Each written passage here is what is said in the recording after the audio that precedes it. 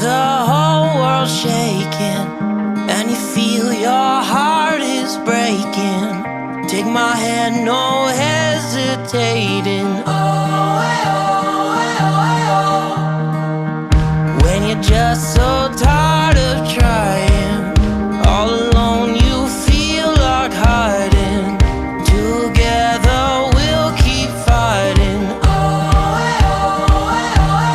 There's no stopping us.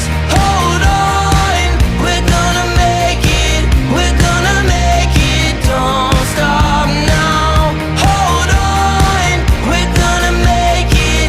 We're gonna mountains too high we can climb it.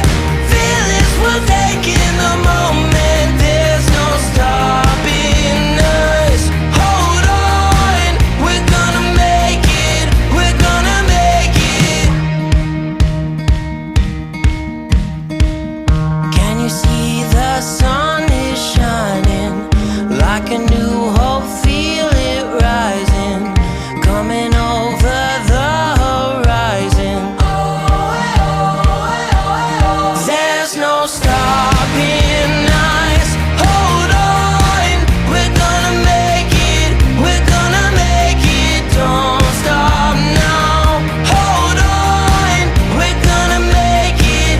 We're gonna mountains too high we can climb it. Feel this, we're taking the moment. There's no stopping us. Hold on, we're gonna make it. We're gonna make it. Don't you give up, don't you give up on me. Don't you give up, don't you give up now. Don't you give up, don't you give up on me. Don't you give up, don't you give up now. Don't you give up, don't you give up on me. Don't you give up, don't you give up now. Don't you give up, don't you give up on me. Don't you give up, don't you give up now. There's no stopping. Good evening. It's Saturday, June 5th. When you're watching this, I'm actually recording it Friday night because the weather was so bad last weekend and we were going to have our grandsons over, but it's supposed to be nice this weekend. So tomorrow, later on in the afternoon, I'm taking them to the pool. And so I'm recording this on Friday on a very rainy, stormy evening. Well, actually, it looks like it's breaking up right now. It looks like the sun is trying to peek out. So we have lots to talk about. And it's National Home Ownership Month. We're going to talk about that. And so let's move along with our little introduction.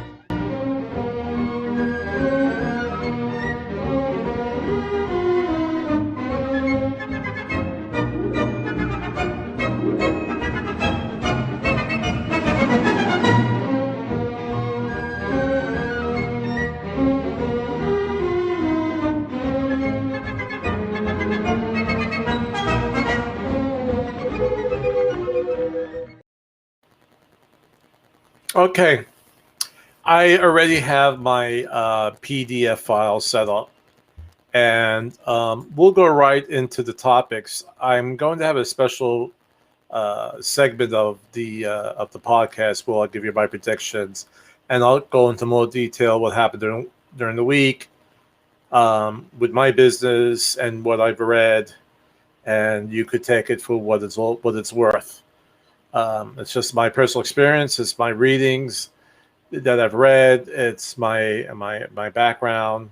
I've been in the business 25 plus years, but I'll talk about that afterwards. So let's talk about 6 reasons to celebrate National Home Ownership Month.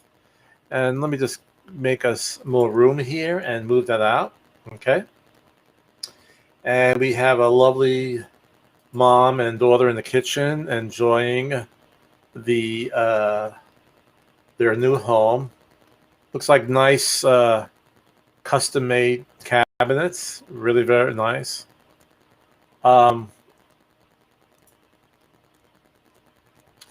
So this lesson is actually geared for, and let me get back here. This episode is actually geared for people who maybe are not buyers as of yet or owners of homes. And we're going to talk about the non-financial benefits and then financial benefits of doing it. So if you are renting right now and you probably have realized that your monthly rent may be actually higher than a mortgage payment for a house that's similar to you're living in right now. Or even if it's an apartment, if you're in a 2-bedroom or 3-bedroom apartment with 2 baths, you might find out homes that are similar to that. The amount of bedrooms, the baths, we could go by square footage as well. A house would always be a little bit bigger, but you most likely will find out, and I could help you find out by using my my mortgage loan officers, who are associates of mine, and they could show you what a cost would be of a house with that same amount of bedrooms, baths, square footage, if it has a garage, and so forth. And in most situations with today's lower rates, you will find out that most likely you will pay less in the mortgage payment than in rent. Okay? So right off the bat, it's a savings. Now, before we get into that, they list in this article, and this article is actually on my blog as well, Real Estate with Mr. G, mrg.blog, and you'll see this article there. So one thing, civic participation. Owning a home is owning a part of your neighborhood. Homeowners have a stronger connection to their neighborhoods and are more committed to volunteer work and other ways to get involved. Now, I'm in the homeowners association, but actually where I go to the pool it's in another development, and they have a big pool, and then they allow people, of course you have to pay a fee to use the pool, and it's well worth it. And this association does so much, and they always are posting family activities. They have a lot of activities planned for the pool this summer, whether it's a specific night, if it's a dress-up night, if it's they might do something like Halloween in July, and children will wear costumes, and they do something every 2 weeks. They'll have a food truck come. They did a beautiful Memorial Day ceremony last Saturday. So when you become part of that, there's a lot of pride involved with that, and to volunteer. And as all these festivities come about, it actually makes more people want to live in that area and purchase. It may increase the value of the homes. It's not 100% all the time, but if it becomes a very desirable neighborhood, that does and should increase home values. Okay? So civic participation is very nice. And let's move down a little bit further. And of course, we have pride of ownership. Private ownership, owning a home, is having a space that's uniquely yours. You can customize it to your personal liking and make it reflect your personality and values. Like this year, we're upgrading our kitchen. If it was a rental, we couldn't do that. We would have to deal with what the landlord or the property owner allows us or has already put in there. 2 summers ago, we upgraded our floors on the first floor. We took our carpeting and we put in this new premium vinyl in it that's really, really nice. Okay? Of course, you can't do that if you are in a rental. And here they say a safe space. Owning a home gives you a sense of security and privacy, 2 things that have become even more valuable as we tackle the challenges of the recent health crisis. And to add on to that, many people's homes have become their offices, has become their learning center for their children. And one of the reasons why we have such a strong demand in the market, where we have so many buyers, because buyers are looking for homes like this, where they would have more room for a home office, more room to teach their children at home. Not 100%, but for maybe a couple of days a week. We're going through now such a transition, by the way, dealing with our work habits and our school habits. And going into the business arena, most people are finding out I don't have to travel in every day to go to the office to work. I mean, look, I'm doing this at home now. I have a big, I think this is a 32-inch screen. I have another computer over here. I have my laptops. I have my printer. You know, whatever you could do in the office, you could do at home. So why do I have to travel each day? Especially if I'm, my office is in New York City and I'm out on the island or upstate a little bit, and I have to drive to put my car in the parking lot by the train system, the railway, take a railroad into the city, jump on the subway, and get to my office. Sounds like madness. And a lot of people do that. And I'm not knocking anybody who had to do that. But hey, it would be nice if I just have to do that twice a week. Or maybe I don't have to do it at all. I could go in twice a month. And so people are realizing that they don't have to be either living in New York City or even on the outskirts, which is still pretty expensive, but not as expensive as living within New York City or Brooklyn, which is very expensive now. And that's where I'm from. Okay, they could live out in more of the suburbs, like New Jersey, Pennsylvania. Okay, and it's nice. And the thing about it is their houses will be less expensive, and for that less expense, they could get a much bigger house. And now they're working at home, they're teaching their kids at home, and so forth. Okay. So this is a change that we are all going through right now, and I'm getting a message that one of my streams is not going through. Let me just check something. I want to make sure. Just having little technical difficulties here. Okay. All right. Well, anyway, let me continue. Let me go down a little bit further. And here we are. And here we are at the financial benefits. Okay? And this is the biggie. Okay? Forced savings. So as you're paying off your mortgage, of course, a certain percentage of that goes to interest.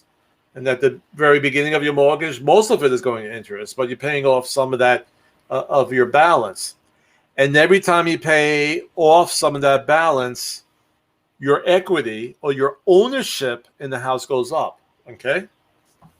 Um, and as you do that, let's say if you want to finance a kitchen upgrade or a bathroom upgrade, you could borrow against that equity or ownership in your home. All right. So you have a forced savings. Now, you may not ever want to use that, and that's fine. Okay. You don't have to take loans against it, but it's still in your favor. Okay. That's that's an asset, and this is what you own, your equity in your house. Okay.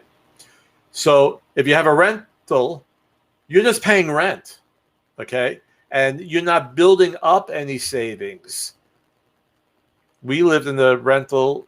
We had a beautiful rental, and there was actually 2 top floors of brownstone. And I figured over the many years we're there, I probably paid about $350,000 in rent. I have nothing to show for that. Now, we had a beautiful rental. We were 20 minutes from downtown Manhattan. We were, it was a great neighborhood, but there's no savings with that, right? The fixing of the house is always the headache of the owner. All right, so they would have to fix things that are going wrong. But if I wanted to upgrade the kitchen, I couldn't do that. So we decided that we needed to buy. And just to go a little bit into my story, I thought the prices were getting much too high in Brooklyn, and that was, like 20 years ago. Now it's outrageous. We decided, just like what's happening now, that we would go to another part of the United States. We had a lot of family and friends in Virginia, and we checked out the area, and we liked it, and we came down here. So what would have been much less in our rental payment, we have our own home.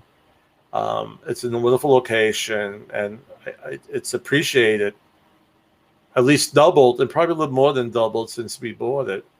And this is good stuff, okay? That's good stuff. Which brings us to the next topic, appreciation. Owning a home is making an investment that steadily gains value, and experts project home values will continue to rise in the years to come. Now, that's not always guaranteed. In 2007, 2008, when we had the burst of the bubble, there were many inflated prices of homes, so they did come down. Home prices don't always go up, but most times they do, unless there's a big economic problem throughout the country, okay? So in most situations, homes will appreciate. They can fall in value if something goes wrong with the economy. All right. And stability. Owning a home means having better control over your future housing payments.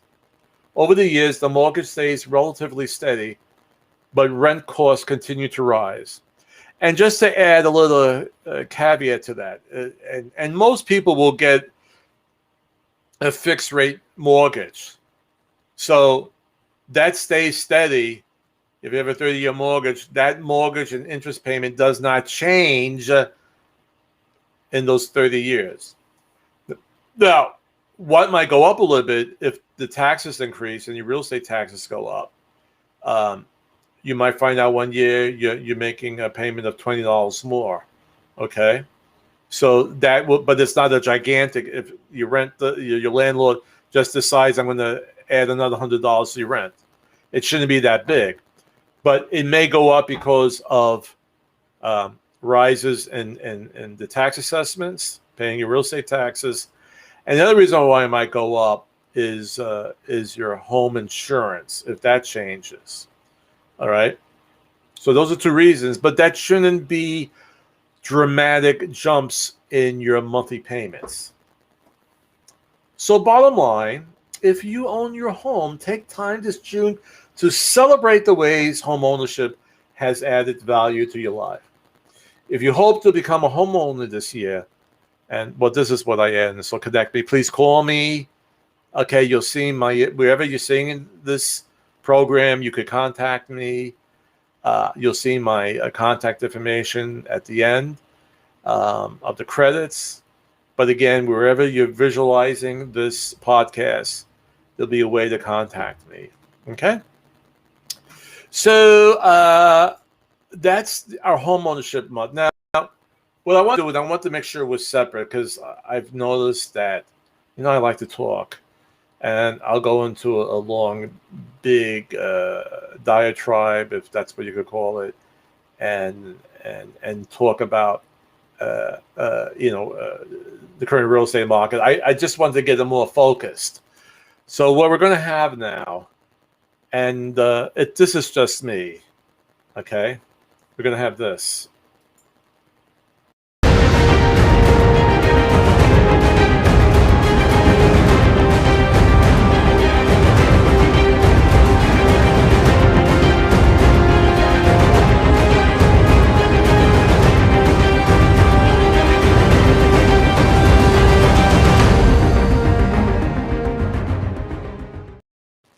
Okay, I know that looked a little silly, but I just wanted to put a little break in there. All right, so one thing I noticed about showing homes this week, I showed a couple of homes this week that actually have been on the market, not a whole long period, but at least a week, maybe 2 weeks. And these homes, let's say they had situations, not really horrific, but where a buyer may have issue with, and it's not their cup of tea, like the bedrooms being a little bit too small, or one bedroom that they would need was off the kitchen, and in that bedroom they had the big the electrical cabinet was in there. That's usually maybe in the utility room, and so whoever takes that room, you have this big metal box there with all the outlets. May not be everybody's cup of tea, Another house I showed, and beautiful upgrades. They made it into 5 bedrooms, and I don't know why they did that. They should have made like one big master suite. There were 2 full bathrooms, one on each floor. I don't know if they could have added another bathroom and make it like what they call it now a suite. We used to call it a master bedroom. Now it has this very fancy name. But if they could not have done that, added an extra bathroom, they should have connected 2 rooms. All right. So, most people, they're happy with a 3 or 4 bedroom. I never have people ask me for 5 bedroom, unless the King family. And now that's an old joke. Okay. Back in the 70s, it was a King family and they would perform, and there were a lot of people in there. Okay. So unless there were a lot of, children in the family, most people will ask for a 3 to 4 bedroom. Very rare I hear people say 5. Okay. And it was actually, they were all with bedrooms because they had closets and windows and doors. But be that as it may, I'm also seeing more homes going on the market. Now, that's with the clients who I'm feeding out listings. All right. So this is a personal observation. But it has always been my feeling, as we get out of this COVID-19 virus, more people will be feeling at ease about putting their house on the market. Okay?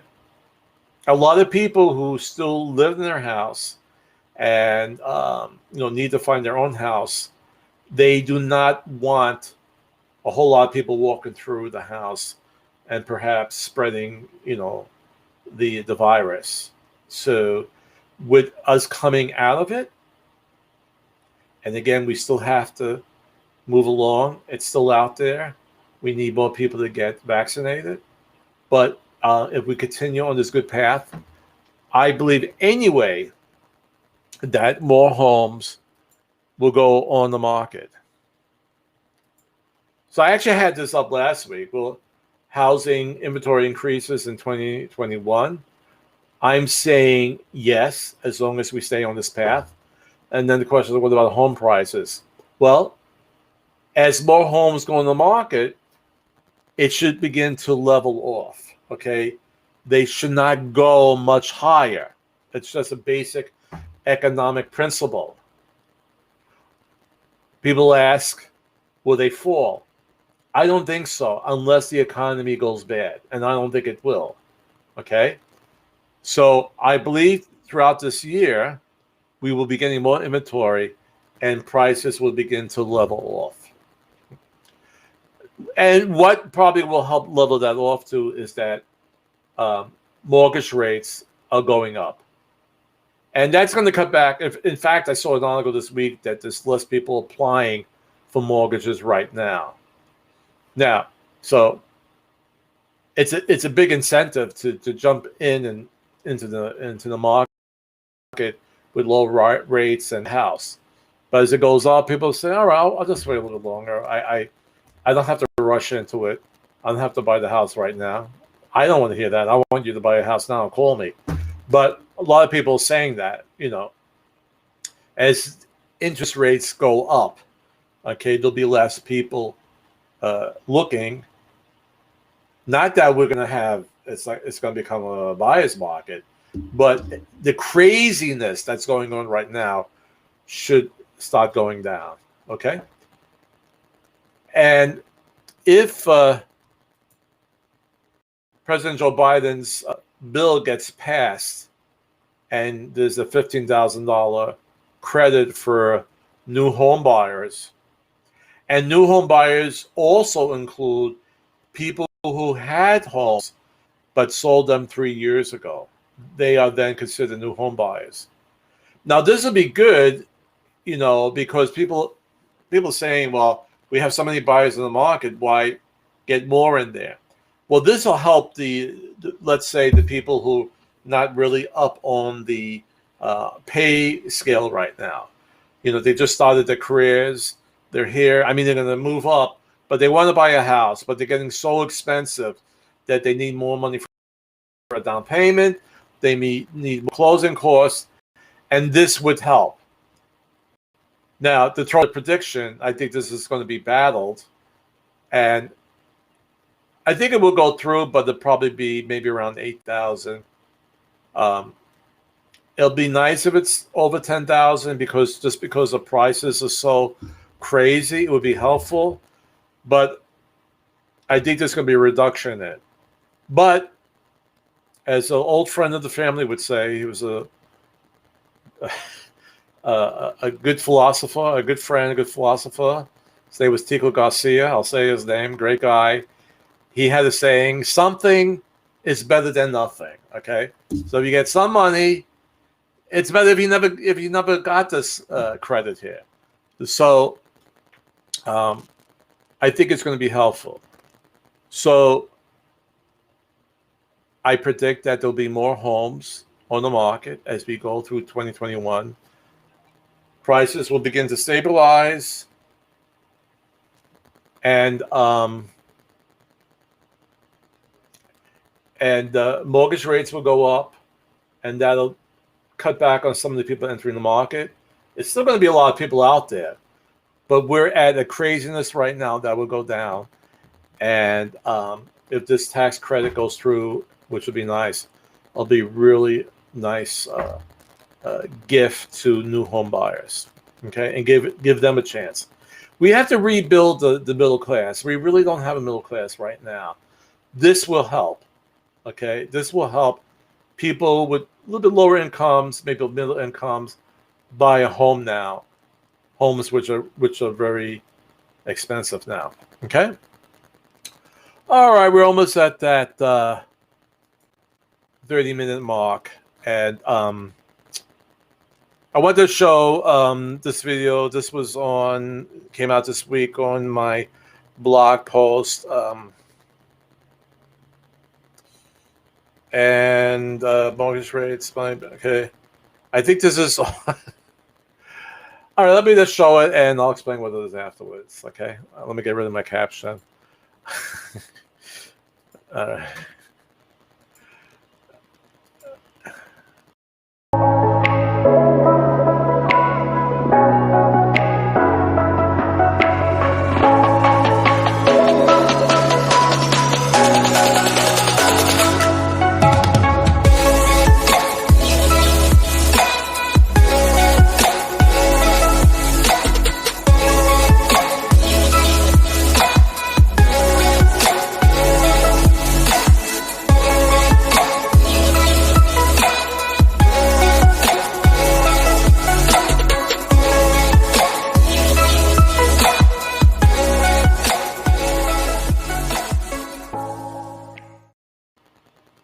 Okay, so that's a little reminder. It's still a great time to go in and take advantage of those low rates before they go up even higher. Okay, so do that. That's important for especially my new home buyers.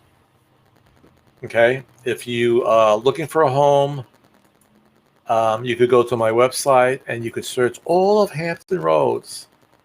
Okay, and that's realestatewithmrg.com. And you could also get your home value if you're selling. And I would love to get some more listings out there. They're going like hotcakes. If you're ready, call me. I'll give you a great presentation, and let's get your house on the market. All right. This month I should be getting the new home and buyer seller guides. And as soon as I get that, I'll post it on the podcast and add it to my blog, and you could download those.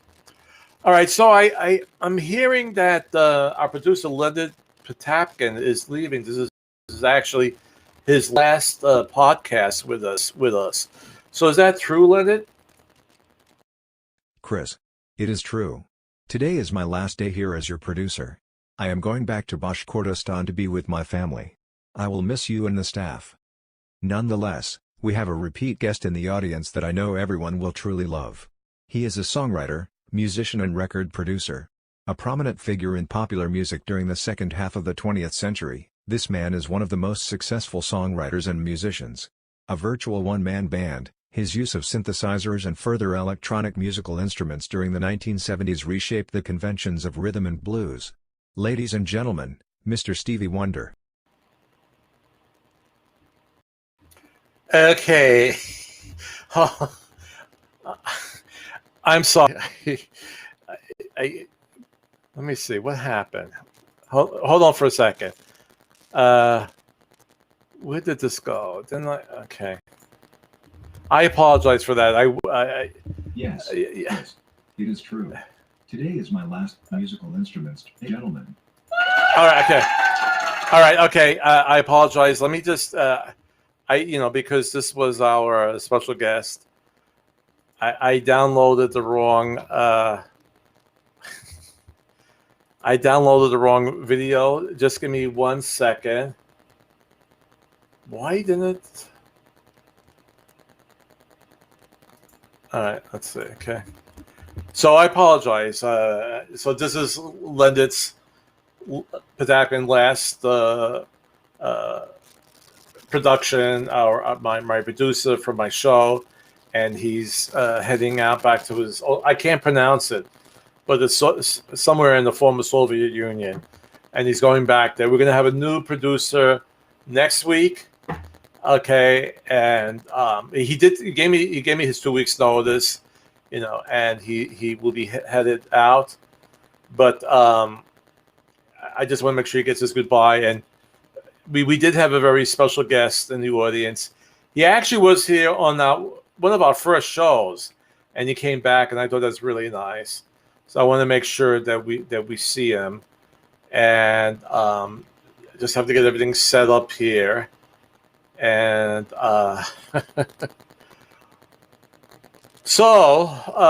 okay, I think we have it uploaded now. So let's go to this. Chris, it is true. Today is my last day here as your producer. I am going back to Bashkortostan to be with my family. I will miss you and the staff. Nonetheless, we have a repeat guest in the audience that I know everyone will truly love. He is a songwriter, musician and record producer. A prominent figure in popular music during the second half of the 20th century, this man is one of the most successful songwriters and musicians. A virtual one-man band, his use of synthesizers and further electronic musical instruments during the 1970s reshaped the conventions of rhythm and blues. Ladies and gentlemen, Mr. Stevie Wonder.